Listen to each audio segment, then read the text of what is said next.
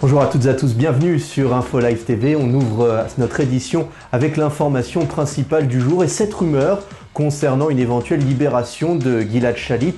Un journal égyptien annonçait ce matin qu'un accord aurait été conclu entre Israël et le Hamas. Le quotidien citait l'ancien ambassadeur égyptien à Tel Aviv, Amar Bassioni, qui indiquait que les deux parties étaient parvenues à s'entendre sur la libération de milliers de prisonniers palestiniens par l'État hébreu en échange donc du soldat de Tsahal. Or, l'information qui laissait espérer une issue favorable a été démentie dans la foulée, d'une part par le principal intéressé, mais aussi par les bureaux du Premier ministre à Jérusalem, qui ont affirmé qu'il n'y avait pour le moment aucune avancée dans le dossier. Un nouveau coup dur à encaisser pour la famille Shalit.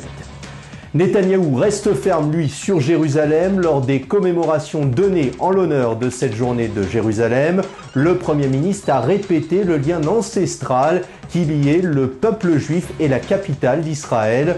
Lors de ses différents discours donnés au centre talmudique de Merkaz Harav ou celui prononcé sur la vallée de la colline, le chef du gouvernement de l'État hébreu a affirmé que Jérusalem ne sera ni morcelée ni partagée, mais demeurera à jamais unie et sous souveraineté israélienne. Benyamin Netanyahou a par ailleurs annoncé la mise en place d'un grand projet pour relancer le tourisme dans la capitale. Coût de l'opération 400 millions de shekels.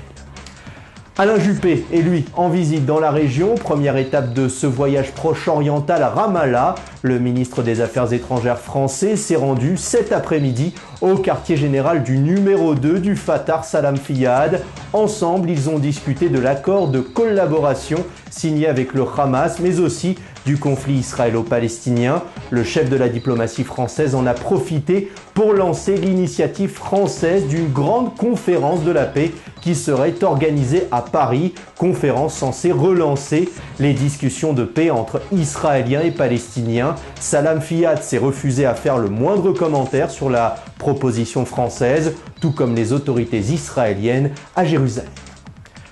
On part au Liban où le gouvernement libanais anticipe les possibles heurts qui pourraient éclater dimanche à sa frontière avec Israël.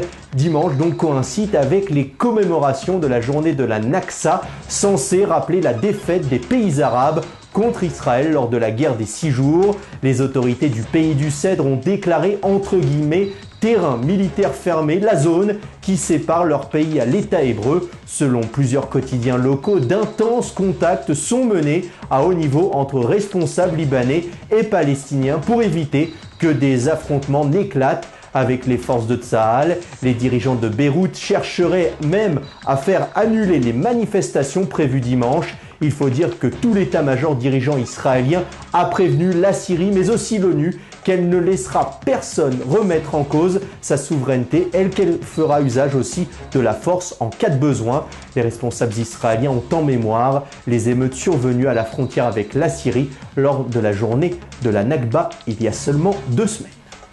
Pour clore cette édition, retour sur l'affaire Olmert. L'ancien Premier ministre comparaissait hier devant les juges du tribunal de Jérusalem et c'est un Olmert offensif et sûr de son innocence que les jurés ont entendu. L'ex-chef du gouvernement a affirmé avec force ne pas avoir reçu, je cite, de pot de vin de la part de Talneski et a déclaré l'avoir affirmé aux enquêteurs. L'ancien maire de Jérusalem raconte comment il a appris l'ouverture d'une enquête le soir de Yom HaShoah. Ehud Olmert a affirmé par ailleurs avoir été particulièrement vexé par toutes les révélations qui ont été publiées sur lui depuis le début de cette affaire.